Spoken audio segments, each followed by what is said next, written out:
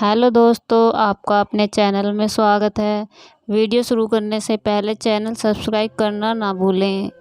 रीना की नींद आधी रात को अचानक खुल गई। उसके सीने में भारीपन महसूस हो रहा था।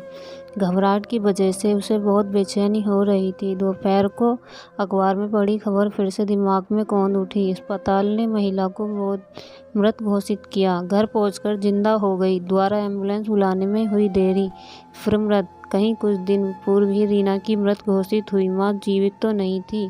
क्या उसे भी किसी दूसरे अस्पताल से जांच करवा लेनी थी? कहीं माँ कोमा में तो नहीं चली गई थी और हम लोगों ने उनका अंतिम संस्कार कर दिया हो? बेचैनी से कमरे के चक्कर काटने लगी। रीना को यूं चहलकदमी करते देख बौखला गया। एक दिन तो दिन भर काम करो मगर फिर भी रात को 2 घड़ी चैन की नींद नहीं ले सकता। गुस्से से अपनी तकिया उठाकर ड्राइंग रूम में सोने चला गया। रीना फक कर रो पड़ी। रीना के आंसू लगातार उसके गले को झुलसाते हुए बहते जा रहे थे। उसके दिमाग में उथल पुथल मच उठी। किशन कंधे में हाथ रखकर सहानुभूति के 2 शब्द कहने की जगह उल्टा और भी ज्यादा चीख पुकार मचाने लगा है। रीना पर तेज तेज चिल्ला रहा था। उसे अपने सास ससुर के अंतिम संस्कार के दिन याद आने लगे। पूरे 12 दिनों तक इस समय का भोजन बनाना, खाना और जमीन में सोना। 13वीं के दिन सुबह 9 बजे तक पूरी सब्जी से लेकर मीठे तक सभी व्यंजन बनाकर पंडित को जिमाना, मित्रों को, संबंधियों, पड़ोसियों को लिए हलवाई का था। मगर फिर भी दिन भर कभी कोई बर्तन तो कभी अनाज सब्जी की उपलब्धता बनाए रखना उसी के जिम्मे था। साथ ही आने वाले रिश्तेदारों की विदाई भी देखनी थी। साल भर लहसुन प्याज का परहेज भी किया गया। उसने अपने सारे कर्तव्य बखूबी निभाए थे। ये सारे कर्तव्य निभाकर उसे क्या मिला? इस कोरोना काल में जब भोज और भीड़ दोनों ही नहीं, जब सब ऑनलाइन कार्य किए जा रहे थे, क्या उसका हक नहीं बनता कि वो अपने मायके में बैठकर 2 आंसू बहा सके? मगर नहीं, किशन ने फरमान सुना दिया, जब ऑनलाइन 13वीं हो तो तुम भी घर से जुड़ जाओ। वहाँ जाकर क्या करोगी? क्या करूँगी? क्या करूँगी? अरे भाई बहन एक दूसरे के कंधे पे सिर रखकर रो लेंगे, एक दूसरे की पीठ सहलाकर सांत्वना तो दे देंगे। क्या करूँगी? जाने वाला तो चला गया मगर उसकी औलादों को आपस में मिलकर रोने का हक भी नहीं है। जो दूर हैं वे नहीं जा सकते मगर वो इतनी पास में है फिर भी नहीं जा सकती।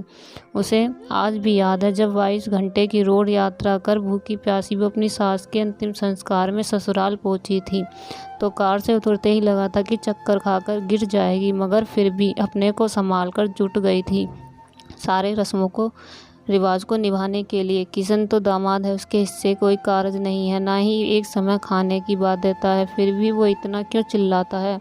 रीना समझ नहीं पाती। उसे सूजी ही आंखों से खाना बनाते देखकर भी नाराज हो उठता है। खाना बनाने का मन ना हो तो रहने दो, एहसान करने की ज़रूरत नहीं, मैं खुद बना लूँगा।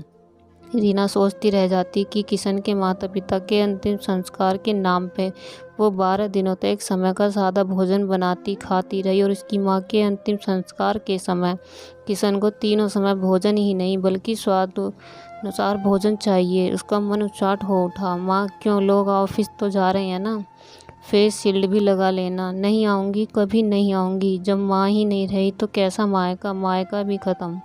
वो फफक पड़ी। क्या हुआ माँ, नहीं जाओगी तो आपके मन का बोझ बना रहेगा। जाओ मिल आओ, मामा मामी से मिलकर आमने सामने बैठकर अपने बचपन के किस्से ताज़ा करो, तभी आपका मन हल्का होगा। नहीं, मैं अब कभी नहीं जाऊंगी। रीना अपने आप को काबू ना कर सकी। फ़ोन एक तरफ रखकर ज़ोर ज़ोर से रोने लगी। माँ प्लीज़ सुनो, फ़ोन मत काटना, प्लीज़ सुनो ना माँ। उसकी आवाज़ लगातार कमरे में गूंजती रही। रीना अपने आंसू पोंछकर फ़ोन उठा लिया। पापा कहाँ हैं? फ़ोन नहीं उठा रहे हैं। उसने पूछा। बाथरूम में हैं, फ़ोन चार्ज हो रहा है। पापा ऑफिस जा रहे हैं। हाँ। आपने खाना बना लिया? पापा ने आज छुट्टी नहीं ली। मुझे खाना मिलेगा या मैं खुद बनाऊं? लो महेश का फ़ोन है, आपको पूछ रहा है, मैं किचन संभालती हूँ।